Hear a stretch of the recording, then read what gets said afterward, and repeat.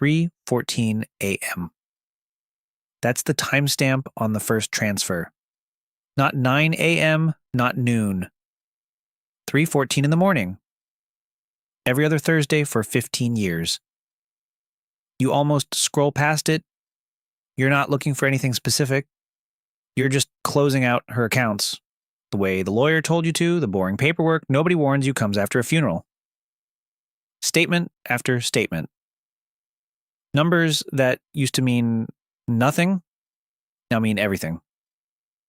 Then you see it. A recurring deposit, same amount, same time, same day pattern, coming from something called Meridian Staffing LLC. You don't know what Meridian Staffing is. You grew up in that house. You know every job your mother ever had. Dental receptionist. 9 to 5. Home by 5:30 to start dinner. Tuesdays, meatloaf. Fridays, whatever was left in the fridge turned into something. That's the whole resume you were given. That's the whole story you were told, and you never once had a reason to doubt it. You keep scrolling. The deposits start in 2009. $340, then $340 again, then $340 again every other Thursday, like a heartbeat under the rest of her life. You do the math before you mean to. 15 years. 26 deposits a year. You already know it's going to be a big number before your phone finishes calculating it. $132,600. That's what quietly moved through this account while you were asleep in the next room, dreaming about nothing, growing up in a house that was being paid for twice. You call the number on the statement. Disconnected. Of course it is. 15 years is enough time for anything to disappear. You sit on her bed that isn't her bed anymore. It's just a bed now in a room that used to have a person in it. You open the closet because you don't know what else to do with your hands, and behind her work blazers, the ones for the dental office, there's a garment bag you don't recognize. Not clothes for church, not clothes for winter. A polo shirt, navy blue, embroidered on the chest. Meridian Staffing, overnight facilities. You hold it up. It's worn soft at the collar the way fabric gets when it's been washed hundreds of times. You never saw her wear this. Not once. Not on a laundry day, not folded in a basket. Not anywhere. She kept 2 lives in the same closet and made sure the seams never touched. You were 14 when the deposits start. You remember 14. You remember her tucking you in at 9, telling you she was tired, going to bed early. You remember thinking that was just who she was. A woman who went to bed at 9 and got up at 6:30 to make your lunch. Cut the crusts off until you were embarrassed to ask her to. Folded the napkin in a triangle every single day like it mattered. You never once asked what happened in the hours between. You call your aunt.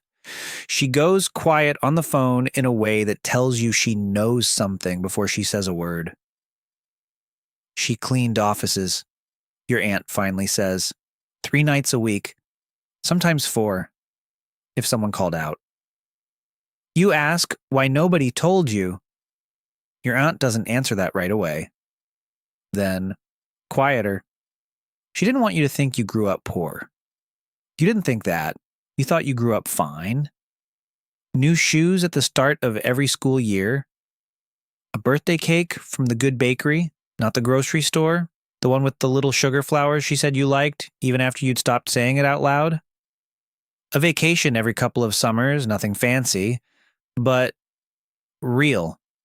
You thought that was just what a dental receptionist's salary bought.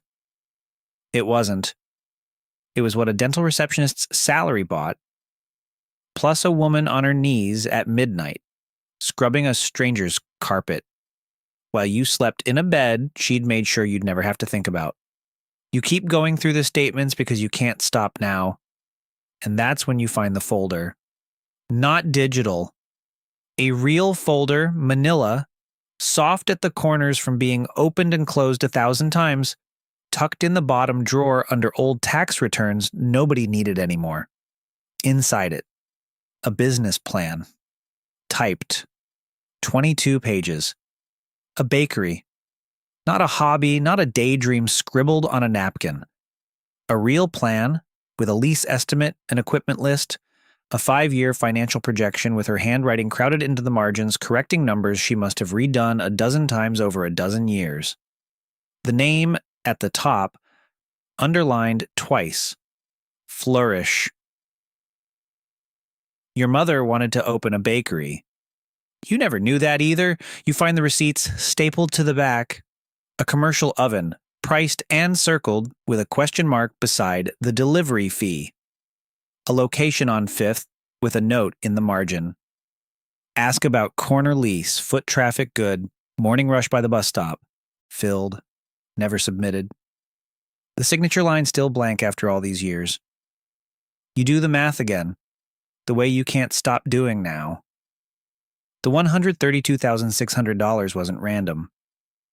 It was almost exactly what the plan said she'd need for the first 2 years, buffer included, down to a few $1,000s. She wasn't just saving money in the dark. She was 15 years into an actual plan, a real one, with real numbers, and she had the number. She just never spent it on the bakery. You find out why on page 19 of a stack of old bank letters you almost throw away without opening. 2014. A withdrawal. $41,000. Not deposited into the bakery fund. Pulled straight out of it, sent somewhere else entirely in one transfer. On one day. You remember 2014. You remember it precisely because it's the year you got sick. Really sick. The kind of sick where insurance covers some of it and leaves a gap wide enough to swallow a family whole. You remember your mother telling you not to worry about the bills, said in that same flat, unbothered tone she used for everything hard. You remember believing her, and the way you believe your mother when you're 17 and scared and just want someone else to be scared for you instead so you can go back to being a kid a little longer. $41,000 of the bakery money went to your hospital bills. She never told you. She never once in the 10 years since said a single word about it. Not at Thanksgiving, not on your birthdays, not in the quiet moments in the car when either of you could have said something real and didn't. You think back to every ordinary Tuesday dinner where she asked about your day like nothing in the world was wrong. When the world, quietly, one deposit at a time, was being rebuilt from scratch behind a door she never let you see through. You call your father. Your parents split when you were 19, and he's not always easy to reach for the real things. But this feels like a real thing? You ask him if he knew. Long pause on the line, long enough that you think the call dropped. She told me once, he says finally, years ago, about the bakery. You ask what he said back. I told her it was a nice idea. A nice idea. That's what he gave her. You realize sitting there with the folder in your lap that your mother spent 15 years building something real out of an idea one person called nice and never asked about again. 15 years, and nobody ever asked her a second question about it. You think you understand her now? You're wrong. There's a second folder, newer, and it undoes everything you thought you just figured out. The dates inside are from 18 months ago. Same business plan, updated, cleaner. New numbers, more conservative this time. A new lease listing for a smaller space, more realistic, closer to what she'd actually saved after the hospital withdrawal, set her back years she never got to make up. A note in the corner, dated, underlined in her handwriting. Ready by 60. She would have turned 60 in 4 months. You didn't know she was close. You didn't know she'd started calling about the lease again, 6 weeks before the diagnosis that took her fast.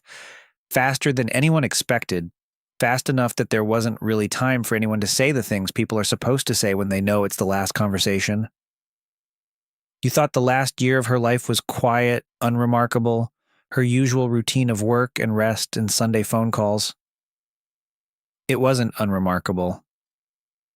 She was 6 weeks from signing a lease on a bakery called Flourish, 15 years and $132,600 in the making, and none of you knew, because she never let anyone see her carry it. You go back to the closet. The polo shirt is still there, folded over your arm now, like it's something you're supposed to protect. You think about her at 3:14 a.m. Alone in some office building you'll probably never identify. Running a vacuum over carpet nobody would ever thank her for cleaning. Doing math in her head about ovens and lease terms between rows of empty cubicles. Going home before dawn to make sure your lunch was packed and your shoes were tied and you never once had to know that any of it cost her anything at all. You think about all the times you asked her, as a teenager, why she seemed tired all the time, and she said work, in a tone that made it sound boring, made it sound like nothing, made it sound like the kind of tired that doesn't deserve a follow-up question. You believed her. Why wouldn't you? She built her whole second life to be believable. That was the whole point of it. You find one more thing before you close the drawer for good. A card, unsealed, tucked behind the folder, addressed to no one, dated the week of her diagnosis. It's short. It's not really a letter. It's 4 lines, unfinished, like she meant to come back to it and never did. It talks about the shop, about wanting you to see it finished before she told you how it started, about not wanting pity, wanting pride instead, wanting you to walk into a bakery one day and just think, my mom made this, without ever needing to know what it took to get there. You sit on the floor of her closet for a long time after that. You're not crying the way you thought grief was supposed to look. You're just sitting there, holding a folded polo shirt in one hand and an unfinished card in the other, doing the only thing that feels true in the moment, which is nothing at all. 6 months later, you sign a lease. Not the one she found, a smaller space 2 blocks from where she used to work her second job, close enough that some of the same buildings would have watched her walk home at dawn 1,000 times without knowing her name. You use $41,000 of your own savings, the same number on purpose, a version of paying something back that doesn't go to a hospital this time. The contractor asks, what kind of shop? You tell him a bakery. He asks if you've done this before. You say no. He asks who taught you the business plan, because it's more detailed than most people twice your age bring in. You tell him your mother did, and leave it there. You hang the polo shirt on a hook behind the counter where the ovens are, where nobody but you will ever know what it means. Customers will see a navy shirt on a hook and think nothing of it. You will see 15 years. You name it Flourish. You don't explain the name to most people who ask. You just tell them it was somebody else's idea first and let them assume you mean a friend, a mentor, a business partner. Some things you keep in the same closet she kept hers. Some mornings opening at 5 a.m., unlocking a door that used to be someone else's locked door at 3:14 in the morning. You think about how much of a person's real life happens in the hours everyone else assumes are empty. 15 years of a story you were never told. Folded into ordinary Tuesdays. Into packed lunches. Into a woman who went to bed early so you'd never have to ask why she was tired. You think about the $41,000 that went to a hospital bill instead of an oven, and how she never once made you feel like you owed her for it, never once brought it up on a hard day to win an argument, never once let the debt sit between you at a table the way debts do in other families.